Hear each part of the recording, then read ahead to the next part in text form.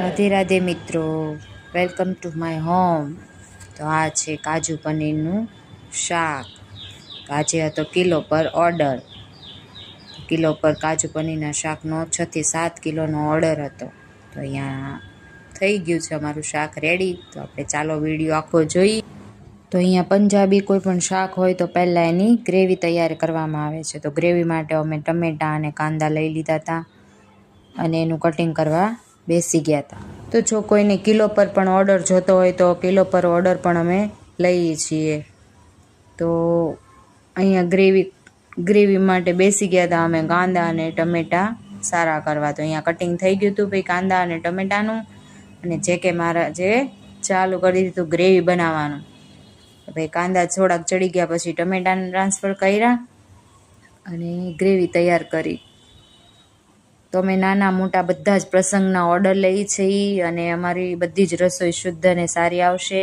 તમારે કોઈ પણ નાના મોટા પ્રસંગમાં રોટલી ભાખરી કોઈ પણ વસ્તુ અમે બનાવીને આપીએ છીએ. તો અહીંયા ગ્રેવી ચડીને ઠંડી થયા પછી તો પીસી લીધી હતી. બધી ગ્રેવી પીસાઈ ગયા પછી પાછું કે મહારાજે ચાલુ કરી દીધું. તો અમારે સબ્જી બનાવવાનું. તો પનીર, કાજુ, વ્હાઈટ ગ્રેવી અને ગ્રેવી બધું રેડી થઈ ગયું હતું. અને અહીંયા કાજુ તળવા મૂકી દીધા હતા. તો કાજુ શાકની અંદર ફ્રાય કરીને નાખીએ તો એનો ટેસ્ટ થોડોક વધારે સારો લાગે છે.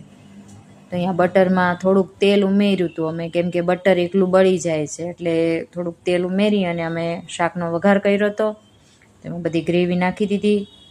ગ્રેવી થોડીક ચડી જાય પછી વ્હાઈટ ગ્રેવી અમે ઉમેરી હતી. તો ભાઈ અહીંયા 2 ગ્રેવી ચેડવવા દીધી હતી ને ત્યાં સુધી તેલ ના ઉપર આવે ત્યાં સુધી એને ચેડવાની હતી. ને આ છે કસૂરી મેથી. કસૂરી મેથી પણ બહુ મસ્ત લાગે છે સબ્જીમાં. તો અમારે મહારાજની સબ્જી આજે રેડી થઈ ગઈ હતી.